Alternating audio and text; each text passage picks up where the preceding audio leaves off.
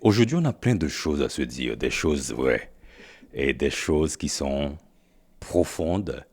Et avec moi, dans cet épisode, Claude Andrea Boni. Ah, elle écrit un livre assez intéressant. Celle qui ne savait pas où aller s'est enfin retrouvée et elle est là. Elle s'est retrouvée sur mon plateau.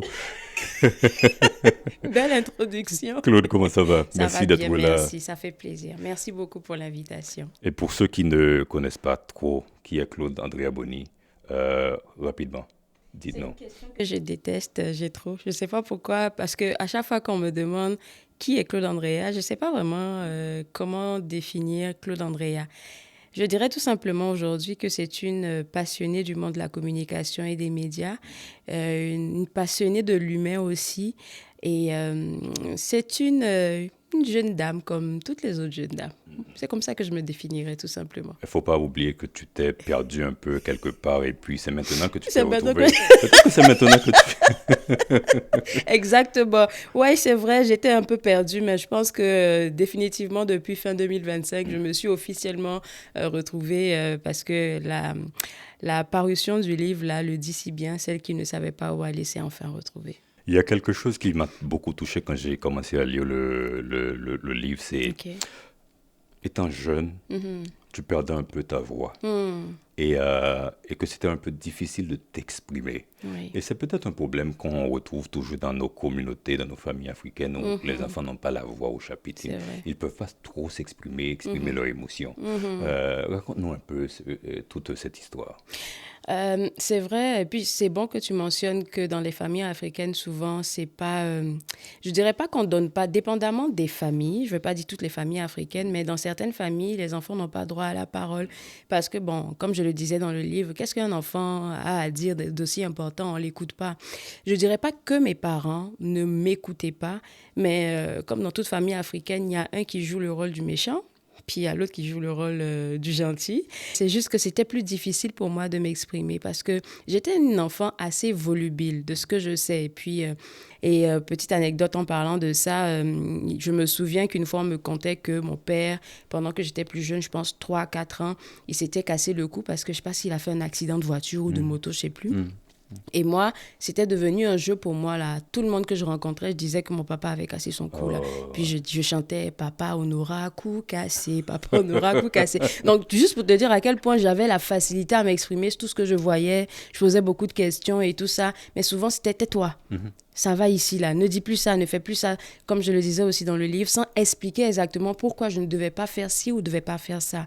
Donc, veux pas, ben, ça reprime ta voix et puis tu te dis que tu n'as pas le droit à la parole. Et puis, c'est là que c'est parti un Mais en peu. fait, parfois, on dit que les parents ne peuvent pas donner non plus ce qu'ils n'ont pas reçu. Hmm. Et est-ce que là aussi, maintenant étant grande, tu te Mhm. dis, mais peut-être que les parents de mes parents ne les encourageaient pas à parler et Définitif. que c'est arrivé Définitif. automatiquement. Écoute, les enfants ne parlent, on parle plus à la maison, Mhm, on te mhm, donne à manger, on te permet d'aller à l'école et puis un mhm, point c'est mhm, tout. C'est nous mhm. qui occupons de la famille. C'est ça, c'est ça. Mm. C'est sûr que c'est comme ça, comme tu le dis si bien, c'est ce que tu as reçu que tu vas donner. À la maison, je me souviens très bien, mon père, il a dit, il a toujours dit, et il continue de le dire, les enfants, on ne les frappe pas, on leur parle. Donc avec papa, le dialogue était vraiment beaucoup plus facile. Mais on sait qu'à la maison, c'est toujours les mamans qui portent le chapeau du méchant ou de la méchante. Donc avec elle, c'était vraiment, tout était Non, calculé. c'est mon père qui, lui, était le méchant à la maison. Ah, ok. Là, c'était vraiment calculé, c'était stratégique. Il fallait faire ci, il fallait faire ça. Il fallait poser des questions, mais pas trop poser des questions. Et puis, je pense que de ce côté-là, les parents sont souvent animés d'une bonne intention. Ils veulent pas qu'à l'extérieur, l'enfant pose des questions. Tu sais qu'ils vont rendre mal à l'aise d'autres adultes. Et puis, on Mhm. va dire, tu sais, hein, avec les Africains, oh, ton enfant, il n'est pas bien éduqué, là. Ouais, Non, non. ouais, Donc, ouais. vraiment, il faut qu'on le reprime à la maison pour pas qu'à l'extérieur, il nous fasse honte et tout ça. Donc, oui, définitif.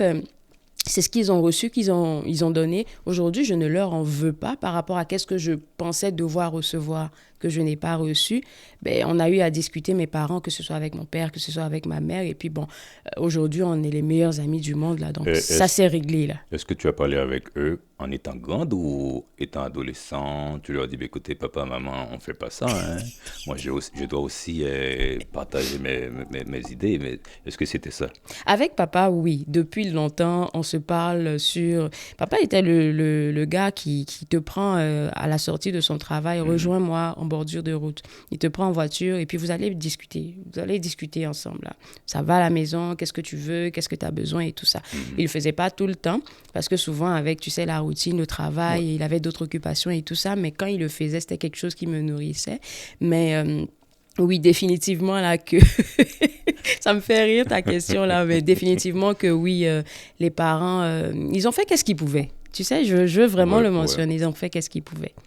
Mais en disant que tu as l'impression que tu vivais dans une sorte de cage, est-ce que maintenant, en regardant la fille que tu étais et la femme que tu es devenue maintenant, est-ce que c'est pas le résultat de cette façon de t'élever des parents? Oui, merci de le mentionner parce que si j'avais pas été dans cette cage-là, la petite fille aussi volubile, aussi extravertie que j'étais, n'aurait pas eu, tu sais, certaines limites. Ça m'a donné vraiment les bases que j'avais besoin, en fait, pour... connaître mes limites un peu, tu sais, rendu grande, savoir que je ne dois pas faire ci, je ne dois pas faire ça. Et encore une fois, quand je parle de cage, et c'est une cage en griffe, là, je pense que les parents ont fait de leur mieux pour qu'on soit des exemples, on va dire, dans la société, dans nos différentes communautés. Donc, je pense que ça a joué un élément important dans mon éducation, la manière dont on m'a éduquée. Ça a été vraiment bénéfique pour moi aujourd'hui parce que la femme que je suis aujourd'hui, ben, elle a encore, tu sais, les semences de ce que son enfance a été. Donc, tout n'a pas été négatif. Il y a du négatif, il y a du positif. Et ça, encore, c'est ma perception. Parce que quand je le dis à mon père, lui, il ne voit pas les choses de la même manière. Je pense aussi que ton père a écrit une partie dans le livre. C'était assez intéressant de dire, ben, écoutez, elle dit qu'elle avait des problèmes avec la famille et le papa maintenant écrit quelques phrases au début. C'est juste pour montrer comment il est fier de ce que tu es devenu maintenant. Oui. Mais quand je parle de problèmes en tant que tel, c'est pas vraiment des conflits. Et mon père m'a... Pendant qu'il écrivait, en fait, cette préface-là, il me l'a mentionné. Il m'a dit, j'ai lu ce que tu m'as envoyé à lire, mais je pense qu'on n'a pas la même perception de qu'est-ce qui s'est passé dans ton enfance. Et je me dis, il a pas mal raison parce que moi, j'avais des besoins qu'aujourd'hui, grande, j'arrive à exprimer. Mais les parents, pour eux, ils faisaient le meilleur qu'ils pouvaient, là.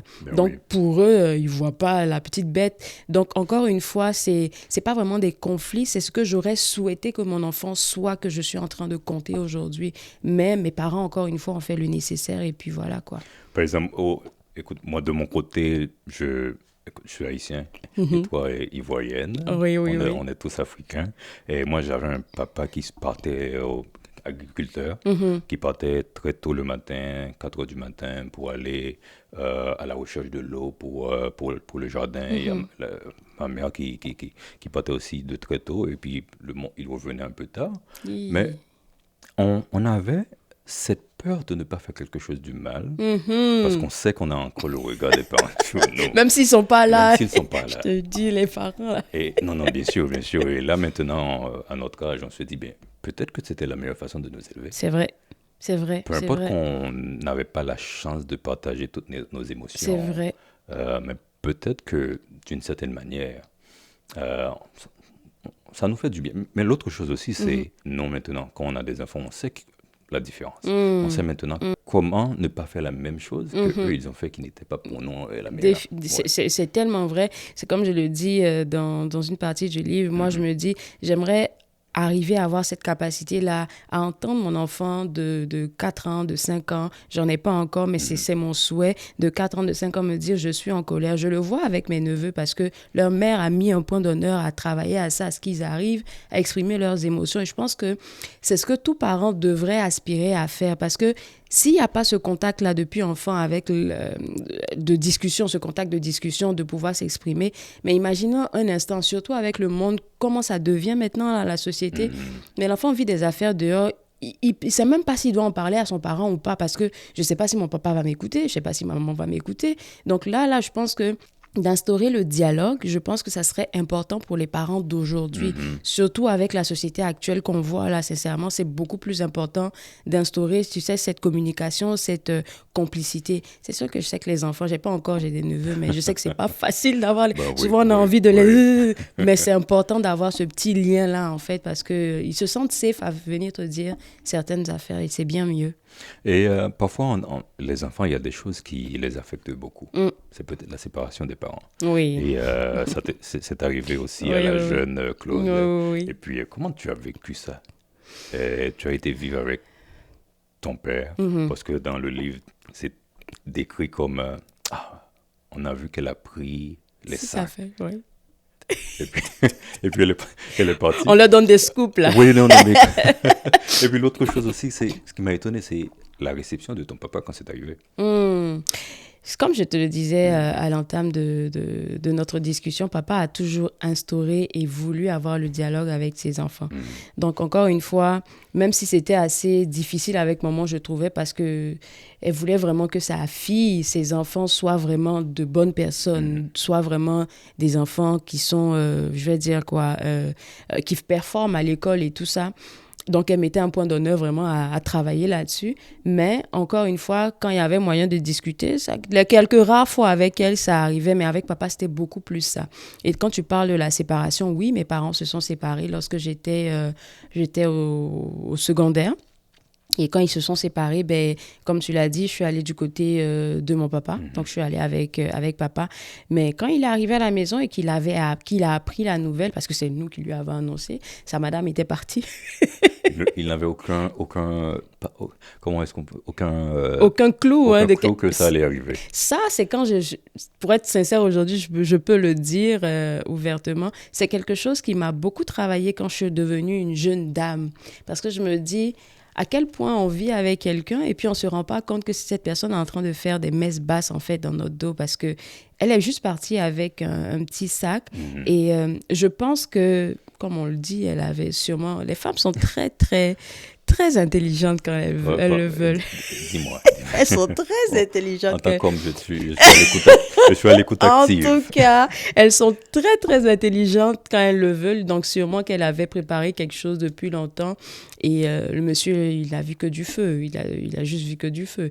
Donc, sans rentrer... Après, j'ai compris les tenants et les aboutissants de cette partie, de cette histoire-là. Mais sans rentrer dans les détails, parce que ça reste un peu le petit côté familial qu'on veut garder privé. Mais quand il a observé qu'elle était partie, ben, il nous a fait asseoir et puis il nous a dit, écoutez, ça ne veut pas dire pour autant qu'on ne vous aime pas.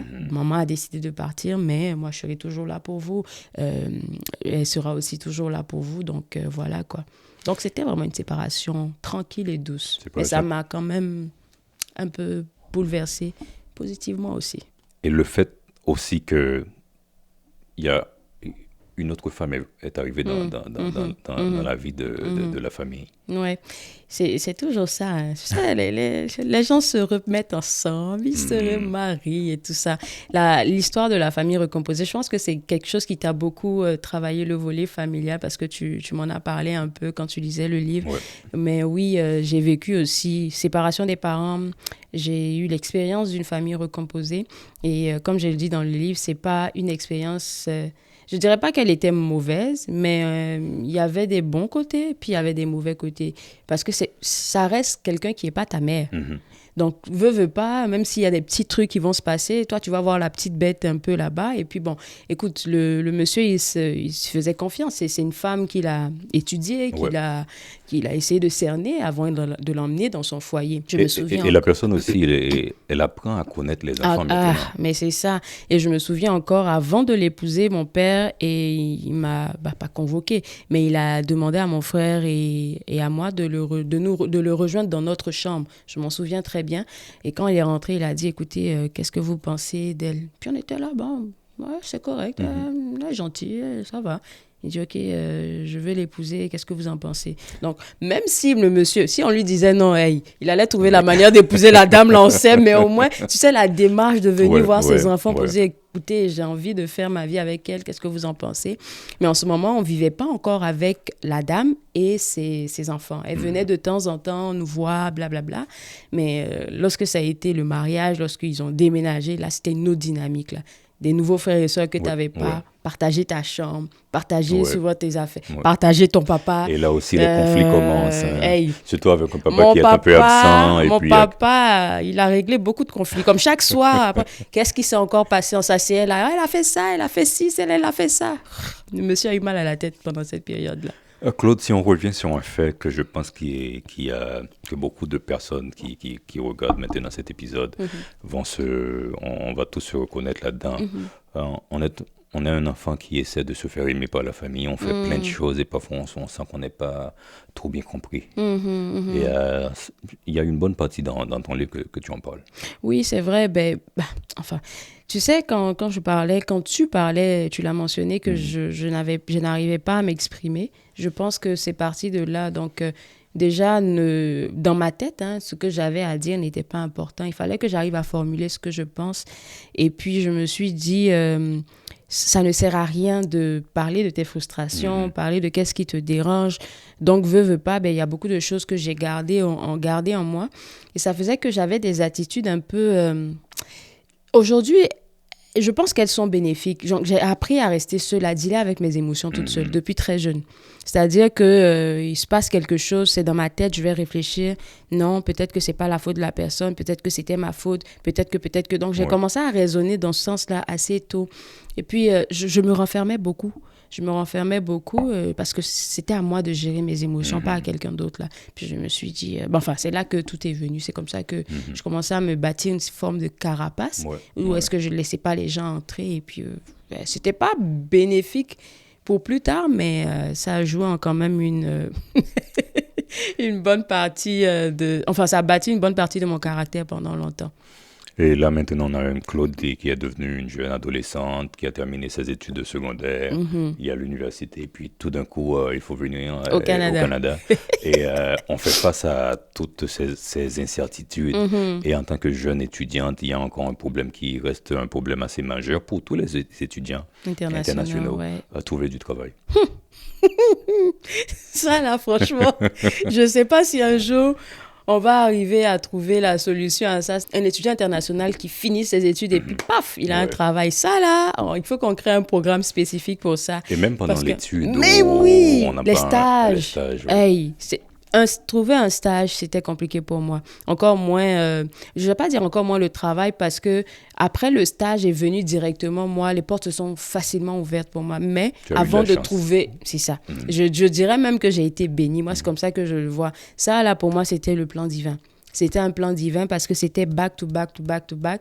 Et c'est pas quelque chose que j'ai planifié. C'est sorti de nulle part. Donc, sincèrement, moi, comme j'ai dit, là, j'ai été chanceuse, j'ai été bénie. Donc, j'ai pas eu vraiment à chercher un emploi en tant que tel, mais un stage, oui, j'ai trimé là avant de trouver quelque chose. Et surtout, avec le problème, parfois ce sont ces étudiants qui paient aussi leurs études. Quand ils n'arrivent pas à trouver un emploi, ça crée très la panique. Stressant. C'est pas que stressant, ça peut te rendre dépressif. Sérieusement, je vais pas te mentir. Et puis, c'est quelque chose dont je parle pas vraiment dans le livre parce que je vais rapidement. C'est vrai que j'ai dit qu'après le stage, ça a été facile pour moi de trouver un emploi. Mais avant de trouver le stage, pratiquement tout le monde dans la classe avait déjà son stage. Parce que les gens, ce sont des Canadiens de souche. Donc, tu sais, ils ont mon oncle, ils ont ma tante. C'est facile de trouver quelqu'un. Moi aussi, évidemment, si j'étais dans mon pays, ça allait être aussi facile parce que les parents ont forcément un réseau et tout ça. Mais nous, pour les étudiants internationaux, on était 3 ou 4, je pense, 3 ou 4. On n'arrivait pas à trouver de stage. Et je me souviens encore à cette période-là, j'étais toujours au téléphone avec ma mère. Qu'est-ce que ça a donné aujourd'hui? Maman, j'ai rien eu. Alors que tu sais, si tu n'as pas ton stage, tu ne peux pas valider ton diplôme, en fait. Donc, c'était vraiment stressant. Les larmes, là, souvent, maman, j'ai rien trouvé. Maman, on reste en prière. Et puis, finalement, c'est venu comme ça, là, un stage, là, sérieusement. Et là, en tant qu'étudiante, tu parles de tout ce problème. Il y a aussi la solitude. Tu es dans ton coin seul. Tu essaies de... Il y a plein de problèmes, mais tu fais semblant que ça va, mais ça va pas. Ça va pas, c'est vrai. Moi, je te dirais que oui, il y avait le volet solitude, mais c'était beaucoup plus quand je rentrais à la maison. Je pense que tous les étudiants internationaux le vivent. Parce que quand tu es à l'école, tu sais, tu es entouré des amis de classe. Si tu es dans l'association étudiante, tu as des gens. On sourit. Mais on sourit, on est content. Mais quand tu rentres à la maison, tu es face à ta réalité. Souvent même, tu n'as même pas quelque chose à manger. Tu te retrouves à la maison, tu n'as rien à manger. Et puis, bon, voilà, quoi. C'est la vie. C'est la vie des étudiants internationaux. Les étudiants internationaux, pour beaucoup, ils souffrent. Et quand tu parlais tout à l'heure de ceux qui financent eux-mêmes leurs études, c'est une réelle torture. Puis, pour moi, là, ça serait important que les parents qui décident d'envoyer leurs enfants à l'extérieur, plus précisément ici au Canada, parce qu'on est au Canada, ils se préparent financièrement, que toute la charge, en fait, je veux dire, de payer ses études et autres, là, ne reste pas sur la tête des étudiants internationaux. Parce que même encore, moi, quand j'étais encore aux études et que je faisais... mes parents m'ont accompagné jusqu'à la fin, Dieu merci. Mais même moi qui voulais me jouer les grandes dames, une année après, une année et demie, j'ai dit à mes parents, écoute, moi, je ne veux plus de votre argent, là, ça va. Ma mère m'a répondu, tu gagnes combien dans ton petit travail que tu fais là, et puis tu veux te jouer? C'était $16 de l'heure. Mais franchement, $16 de l'heure, et pendant que tu es aux études, tu dois étudier, tu dois travailler juste 20 heures par semaine. Ça te donne combien là pour payer même un loyer? Tu peux pas. Tu peux pas. Quand on voit le moment où tu étudiais, il y a peut-être 5-6 ans, et maintenant c'est encore plus difficile. Il y a le coût des loyers. Le coût des loyers, les études aussi, il faudrait qu'on le dise. Hein. Le prix est plus pareil comme 7 ans, 8, pratiquement 10 ans en arrière maintenant, parce que là, on est en 2026, je suis arrivée en 2016, c'est plus le même coût. Donc, ça, c'est un clin d'œil que je fais aux parents, là. Si vous devez faire venir vos enfants étudier ici, assurez-vous d'avoir une certaine assise financière. Ne les laissez pas aller comme ça. Peut-être juste une petite question qu'on pourrait se poser, mais pourquoi c'est si cher d'étudier? Parce qu'on est étudiant international. On est étudiant international. Parce qu'on vient de l'extérieur. Je trouve que c'est un gros problème aussi. Je ne sais pas pourquoi. Je n'ai jamais cherché à comprendre le pourquoi. Mais c'est vraiment quelque chose qui pèse sur la tête des étudiants internationaux. Le coût. On ne demande pas. On sait qu'on nous accueille. On est très content que ce pays-là nous accueille. Mais en même temps, faudrait peut-être qu'on revoie les coûts pour que ce soit beaucoup plus accessible. Ça permet aussi de faire le tri des personnes qu'on reçoit sur un territoire. Après tout, on n'est pas chez nous. On veut pas. J'imagine que le Canada veut seulement recevoir des candidats sérieux. Oui. Je l'entends, mais peut-être qu'on devrait peut-être revoir les coûts un tout petit peu à la baisse. Dans la mesure du possible. Y a-t-il eu un changement de carrière d'un coup? Parce que de ce que tu faisais une maîtrise avant dans ton pays, tu es arrivé ici, il fallait aussi revoir tes priorités. Et maintenant, on est en relations publiques. Je te dirais qu'il n'y a pas eu de changement de carrière. Tous les chemins mènent à Rome. C'est ça que je me dis. Dans le livre, les gens vont découvrir que j'étais une personne remplie d'incertitudes. Je ne savais pas exactement ce que je faisais. Donc, c'est ça, celle qui ne savait pas où aller. Donc, quand on me dit, je finis d'avoir mon diplôme d'études secondaires et qu'on me dit, écoute, si tu vas aller à l'université, il y a le droit qui est une bonne filière. Je ne connais pas le droit. Et le plus souvent, les parents voudraient qu'on soit avocat ou médecin. Mais mes parents ne m'ont pas fait ça. C'était moi ma chance. Mes parents m'ont demandé, qu'est-ce que tu veux faire? Puis moi, je disais à ma mère, là, c'est le droit. Elle m'a dit, t'es sûre? J'ai dit oui. Mon père m'a dit, toi, tu seras pas bon en droit. T'es sûre que c'est le droit que tu veux faire? J'ai dit oui. Mon père, il me connaît, mais il m'a laissé aller. Mais j'ai été influencée par une sœur à moi, parce qu'elle parlait du droit. Tu sais, les gens qui sont passionnés, ils te passionnent du coup, là, alors que vous n'avez pas les mêmes capacités. Donc moi, je suis allée en droit, ne sachant pas exactement ce que je voulais faire. Je suis allée en droit, mais je te dis, là, j'étais tout le temps en deuxième session, là. Il fallait que je reprenne les examens parce que c'était pas ma chose. Et là, quand j'étais dans mon programme de droit en Côte d'Ivoire, il y a un professeur de travaux pratiques qui m'a demandé un jour, quand je regarde tes notes, je vois que tu es bon dans tout ce qui est relations sociales, mais tout ce qui est droit en tant que tel, là, tu coules un peu les cours. Est-ce que tu ne devrais pas te tourner vers les ressources humaines? C'est comme ça que je suis allée en ressources humaines. J'ai fait mon diplôme à l'extérieur de la Côte d'Ivoire. Je suis revenue en Côte d'Ivoire. Puis c'est là que ma mère m'a parlé du Canada. Et puis j'ai dit, OK, mais...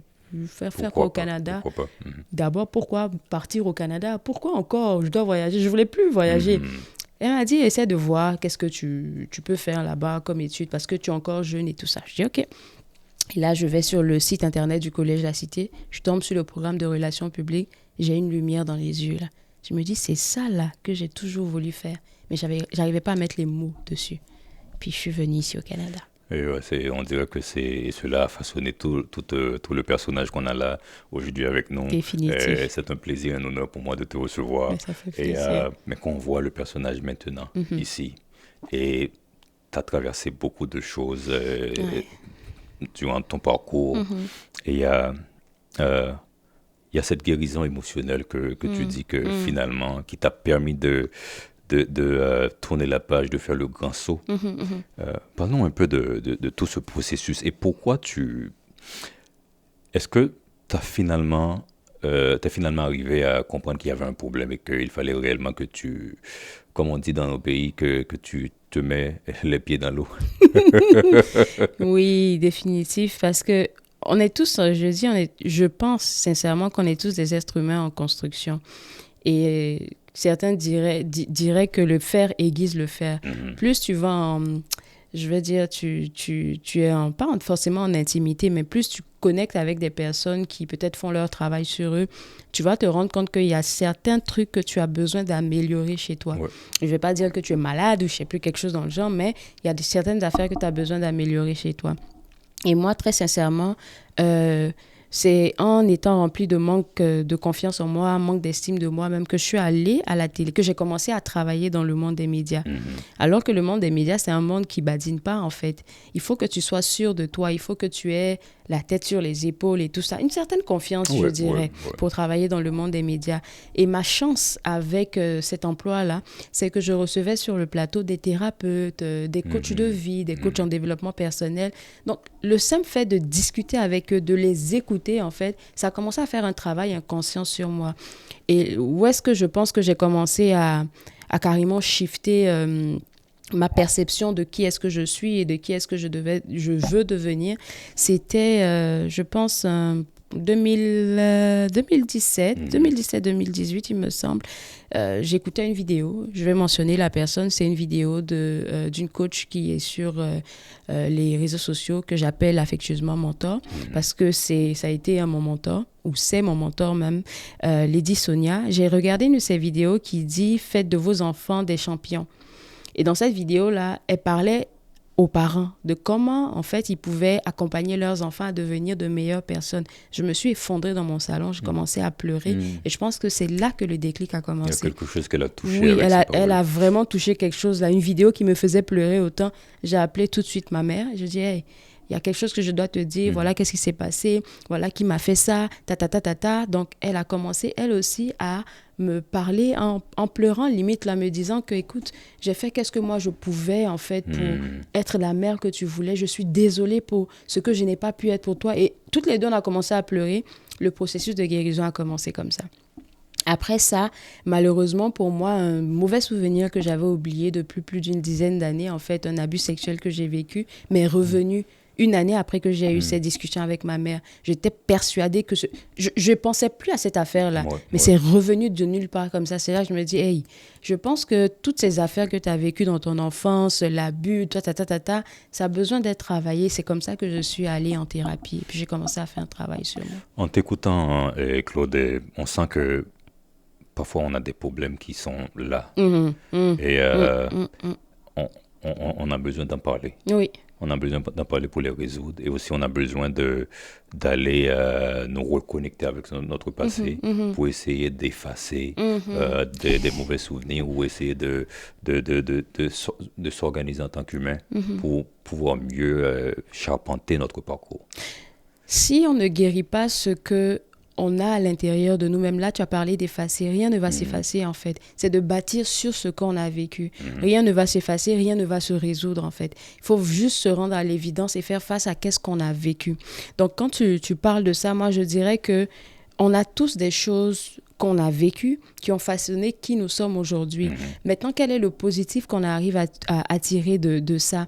Et moi, je suis tout le temps en train de voir le positif dans tout ce que je vis. Je pense que c'est l'une de mes forces, en fait.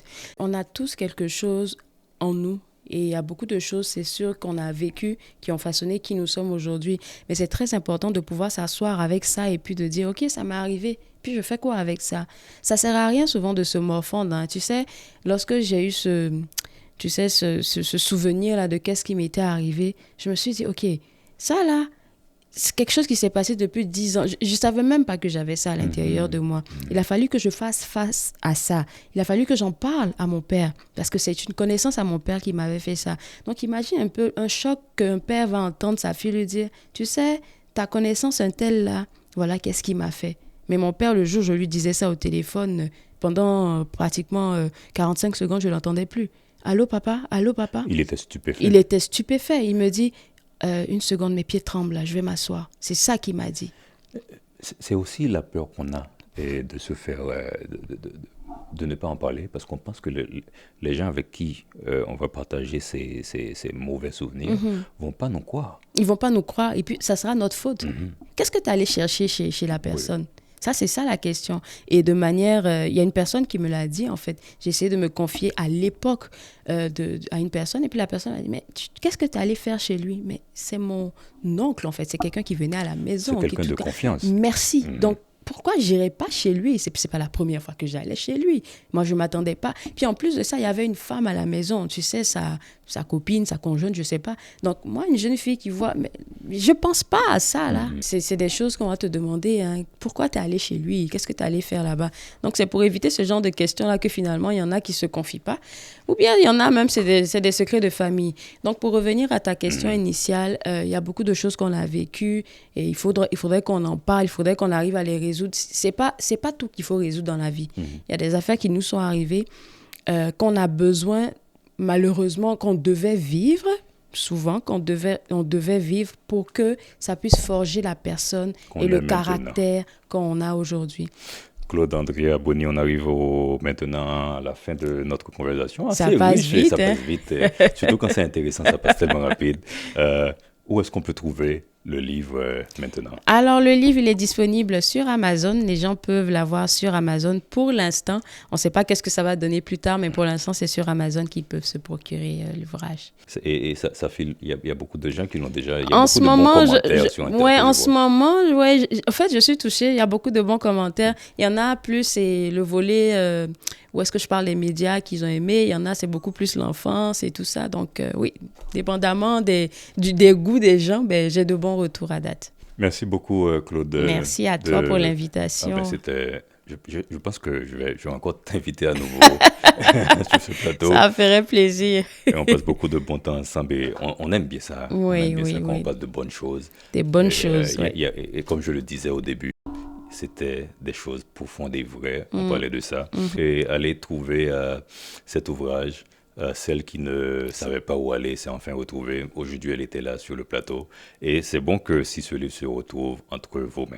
Ouais. Allez, merci et à bientôt. Bye bye. Bon.